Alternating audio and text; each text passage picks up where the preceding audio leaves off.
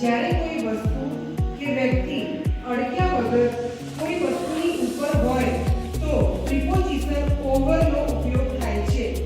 કોઈ પણ વસ્તુ બીજી વસ્તુને આવરી લઈને તેની ઉપર હોય અથવા તેની ઉપર ઘૂમતી હોય અથવા તેના પરથી થઈને પણ અડક્યા વગર જતી હોય તો તે સૂચવવા માટે આપણે પ્રિપોઝિશન ઓવરનો ઉપયોગ કરીએ છીએ.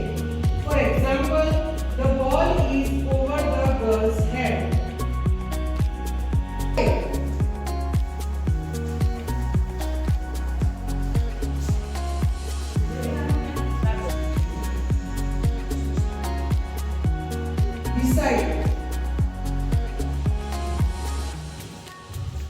Beside એટલે કે ની બાજુમાં.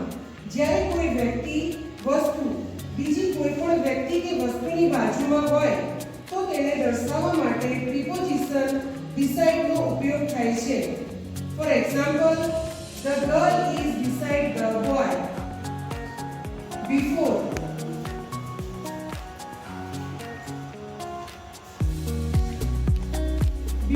એટલે કે ની આગળ. જ્યારે કોઈ વ્યક્તિ કોઈ બીજી વસ્તુ કે વ્યક્તિની આગળ હોય તો તેને દર્શાવવા માટે before નો ઉપયોગ થાય છે. Example, the girl is before the boy. Between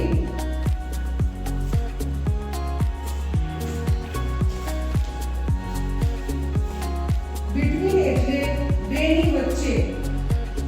જ્યારે કોઈ વસ્તુ કે વ્યક્તિ અનુક્રમે બીજી બે વ્યક્તિ કાં તો વસ્તુની વચ્ચે હોય તો between વપરાય છે. For example, the girl is between the boys.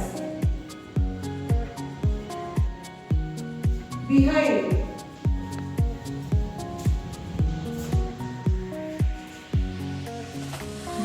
એટલે ની પાછળ. જ્યારે કોઈ વસ્તુ કે વ્યક્તિ બીજી કોઈ વસ્તુ કે વ્યક્તિની પાછળ હોય છે ત્યારે તેને દર્શાવવા માટે પ્રિપોઝિશન behind નો ઉપયોગ થાય છે. For example, the boy is behind the girl.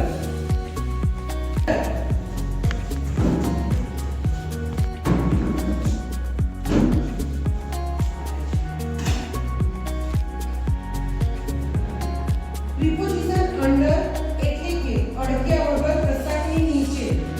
કોઈ વસ્તુ કે વ્યક્તિ કોઈ જગ્યા હેઠળ કાં તો કોઈ વસ્તુની હેઠળ હોય તેને દર્શાવવા માટે પ્રિપોઝિશન અંડરનો ઉપયોગ થાય છે. For example, the ball is under the chair. Front of